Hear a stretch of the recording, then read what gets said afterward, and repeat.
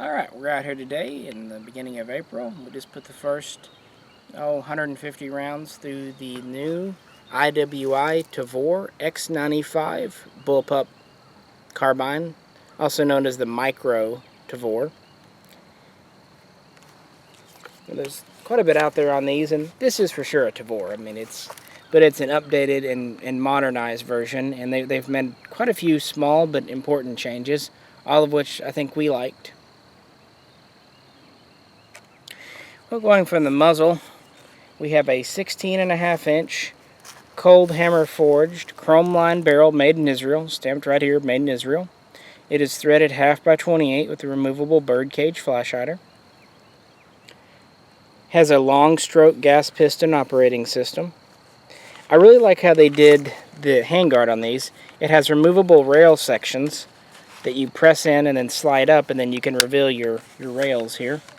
And these just slide off, and it's that way for the bottom and the other side too. So when you don't need rails, it gives you a conventional handguard, and when you do need rails, you have as many as 4. So I like that. Nice long top rail with flip up sights. Again, very similar to the original. We put an EOTech on it today, but we kind of found that the EOTech sits a little low, so if I were to keep this one on here, it'd probably need a riser or something. Probably will go with a different optic, though, in the long term. Now, the biggest difference on the X95 are how they changed the controls to be more ergonomic. As you can tell, the charging handle is located further back, and it's also more horizontal, so it gives you more clearance for optics. The safety is the same. This is reversible. The biggest difference is the mag release. Now, it's right here. I'm going to use the other side. These are Israeli mags, so they're not drop free. If you put standard metal mags in or mag pulls, they tend to drop free, but these Israelis kind of sit. But that is an excellent mag release for a bullpup. Probably the best mag release I've seen. Another feature is the trigger guard and pistol grip unit here is removable. If you see, there's a screw in the bottom. You can unscrew that, pull this unit off, and put different units on. Right now they have this full-size trigger guard, and then they have a small regular AR style, so that's the two options. But I'm sure later and aftermarket companies will come out with different types of grips, maybe Hogue, I don't know, I'm not much into the tactical gear, but it definitely gives you options being modular up here. Now, one of the biggest things about the X95, and to me the biggest, is the new trigger. You saw in the video we were able to do some very nice rapid firing. I would say it's about a 5 to 6 pound pull. The reset is okay. It's not quite as tactile as, say, on an AUG, but it's not bad. This trigger is 100% better than the original Tavor trigger, so they definitely did their homework there and upgraded it. Okay, moving back, you've got another sling swivel socket, one up here with a QD, one here, one back here. And also the bolt release has been redesigned. It's flush fitting. When you have it back, it hangs down just a smidge, and you can just, very easy to hit and let your bolt go forward. And then it has this thick recoil pad. One reason this is a little bit thicker than on the military gun is so we can have an overall length of 26 inches. The Micro Tavor, the X95 and IDF service, has a 13-inch barrel, slightly shorter handguards, and a slightly thinner butt plate, and its overall length is about 22-23 inches. So they had to gain about 4 inches to get this thing legal. Now, interestingly, if you look online, you'll see a reference to a version, this is on IWI's website, called the X95L, for long, I presume. That's exactly what this is. This is a semi-automatic X95L. The L has the longer type handguards. It has a 16 and some change barrel. The only difference is not having the slightly thicker butt pad, because the X95L has an overall length of about 25.5. So aside from that, That's what this critter is, basically. It's not a true Micro Tavor, it's a X95L. I just kind of thought that was interesting from a nerdy point of view. There's some other small changes. For example, they changed the material the stock's made out of. They went to a different polymer mix, which is supposed to be a little more UV resistant, a little less prone to cracking.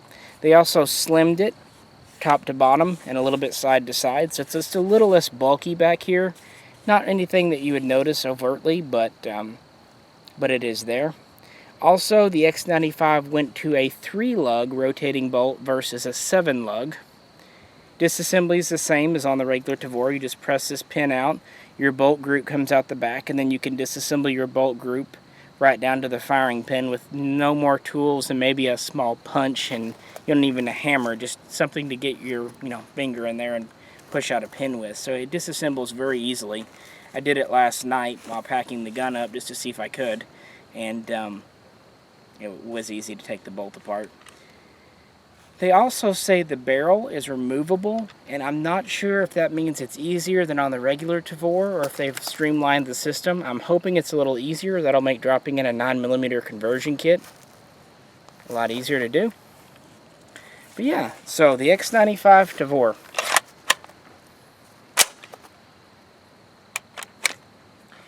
Do I like it better than the original Tavor? Oh, absolutely. It's a little bit shorter, a little bit lighter, much better controls, and much better trigger. Do I like it better than the Steyr AUG? That's tough. The AUG's a classic. I really like it. I've said in my other videos. I had pretty much decided AUG over Tavor before this came out. I still like the AUG a lot, but at least the X95 has kind of brought the Tavor back into the runnings. They have really made some great changes. The price point on these is around $17.50, so they're priced right in there with the AUGs. They ship with QD sling swivels. They ship with an Israeli cleaning kit, sight adjusting tool, and while this is an Israeli mag in it, they usually ship with a Magpul 3rd generation with the dust cover included. So one mag and cleaning kit's basically what you get, and then a full color manual and all that good jazz. But we wanted to get out here and really put the X95 through its paces. We got it pretty hot.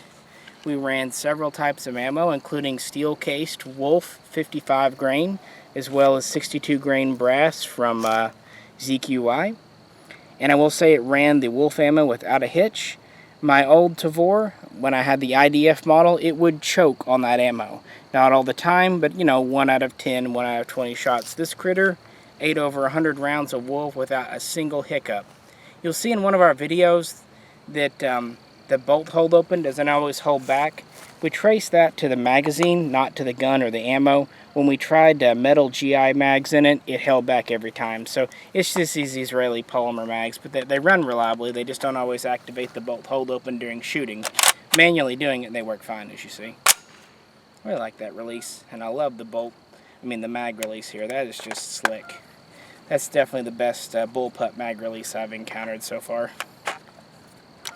But yeah, the X95. If you like the Tavor, you'll love this thing.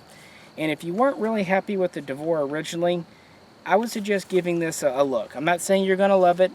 I'm just saying give the thing another chance, because IWI really made some good changes to this. They seem like they're well thought out.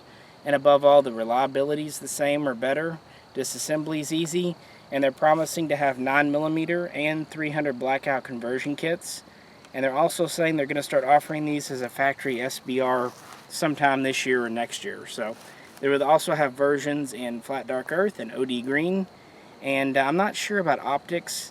The Meprolite 21 IDF model didn't sell too great, so I don't know that they'll do a Meprolite model for these. And most of the ones that the Israelis are using in military service just have the long rail. So you'll probably just see them with the rail and then let you add the optic later.